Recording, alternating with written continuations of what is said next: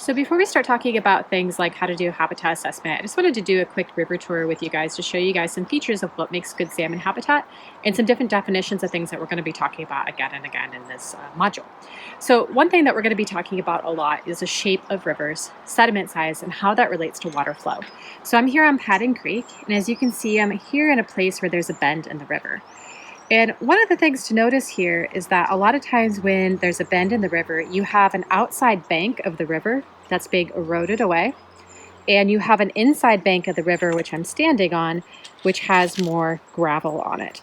This is really typical of river dynamics, and some definitions that we use to talk about these are a cut bank. So that far eroding bank there is typically called a cut bank, whereas this gravelly part on the inside of the bend that I'm standing on here is typically called a point bar.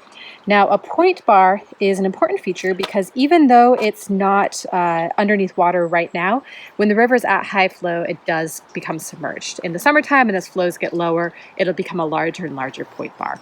Now, another thing to point out with this, and the reason why these sort of cut banks and point bars exist, is something called the thalweg. So the thalweg is a weird word. It's Thalweg.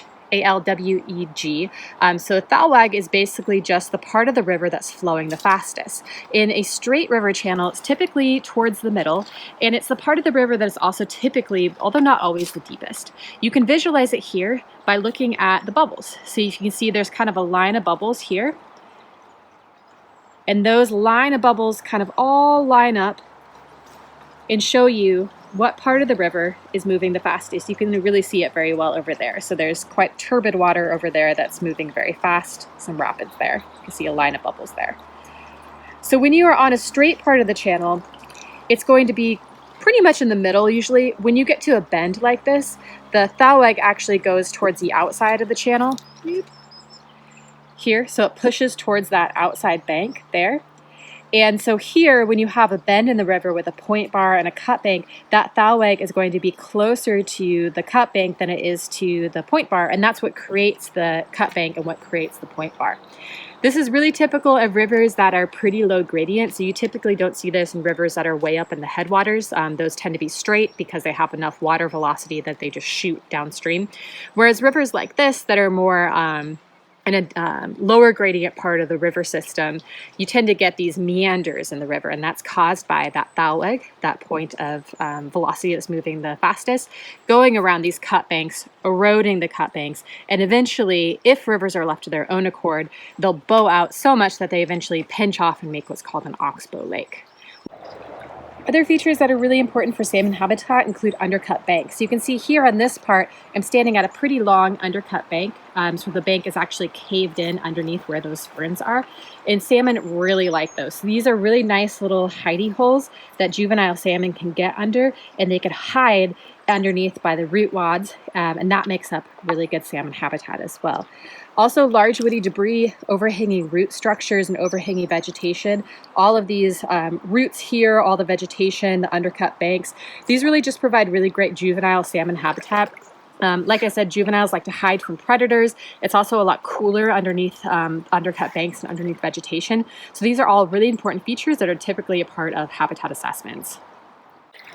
So here we have a nice example of undercut banks again. So this is, it's kind of hard to see with the sunlight, I guess, but this is a really long undercut bank here. This is a great feature for salmon habitat.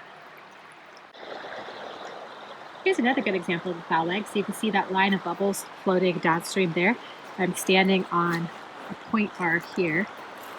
So this is showing that that thalweg is going towards, back up without falling, going towards the outside of the channel there, and that's because we're on the river bend, and that's what's causing that erosion on the far side of the river, and that's what's causing the deposition on the near side of the river where I'm on. It's because this water here is moving slow, so the fine sediment is dropped out of solution, whereas there on the other side of the river, that thalweg, where it is moving fast, that's eroding, and it's also sweeping that sediment downstream. So you typically also have kind of a deeper depth underneath the thalweg, and also a line of bigger sediments, which you can see kind of right there, so larger rock size.